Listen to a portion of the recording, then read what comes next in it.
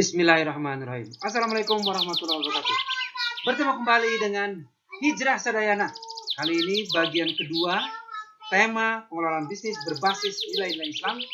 Yang kemarin kita sudah bahas tentang nilai siddiq atau kejujuran, dan sekarang kita akan bahas tentang nilai keadilan dalam berbisnis, berproduksi, berjualan, dan meraih keuntungan.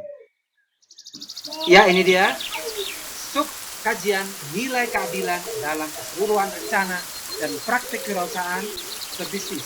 Jadi bagaimana kita mengembangkan kewirausahaan kita berbasis nilai-nilai keadilan.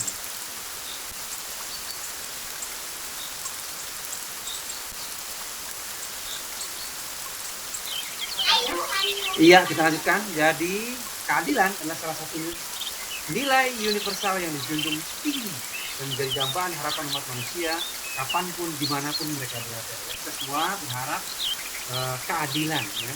Manusia diciptakan salah satunya di muka bumi ini adalah untuk menegakkan keadilan, seperti yang tertera dalam firman Allah dalam surat Shad atau surat 38 ayat 26, yang artinya Allah berfirman, "Wahai Daud, sesungguhnya engkau akan menjadikan khalifah atas penguasa di bumi.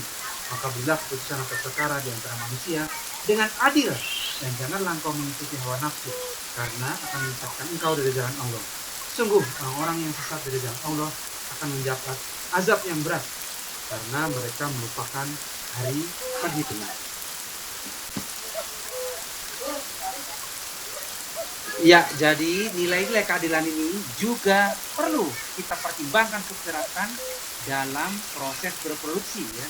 Karena pengusaha muslim membangun usaha secara etis, tidak berpikir atau melakukan praktek-praktek yang merusak lingkungan, ya. Artinya menghalalkan segala cara ya demi keuntungannya, lingkungan bisa biarin, nggak jadi masalah. Tidak seperti itu, ya.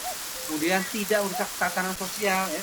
Misalnya perlu diwaspadai game online misalnya, gitu ya.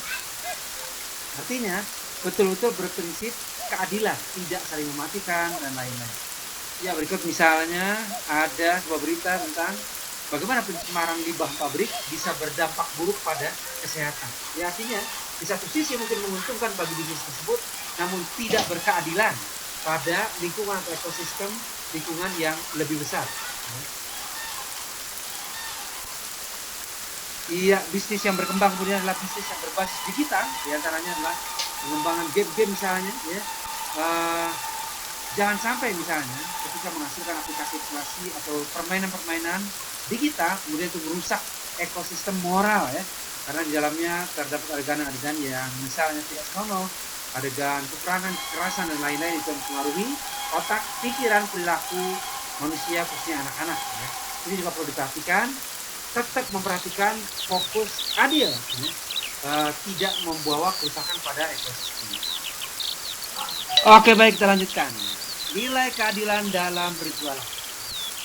Dalam kajian Al-Jalur Rahman tahun 82, prinsip utama berjualan penegakan nilai keadilan. Ya. Di sini kita sedikit berpikir besar bahwa menggunakan prinsip keadilan berarti kekayaan disebar kepada masyarakat dan tidak terpusat pada beberapa orang saja. Artinya apa? Hindari monopoli. Gitu ya, hindari monopoli.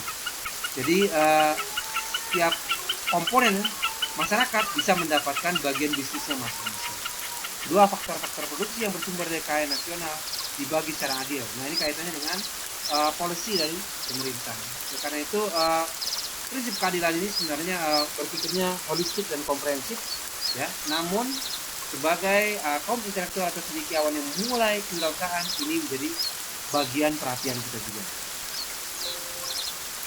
Selanjutnya adalah subtema nilai keadilan dalam meraih keuntungan, yaitu memberikan keadilan pada penetapan harga.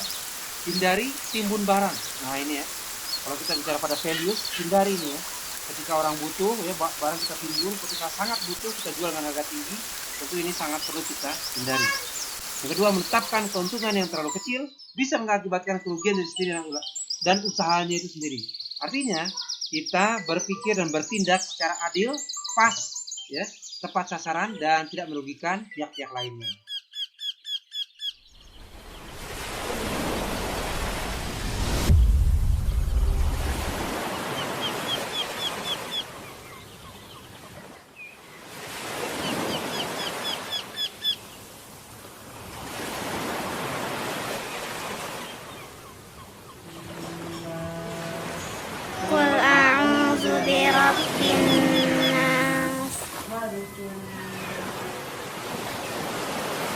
Mari berbagi kebahagiaan bersama mereka.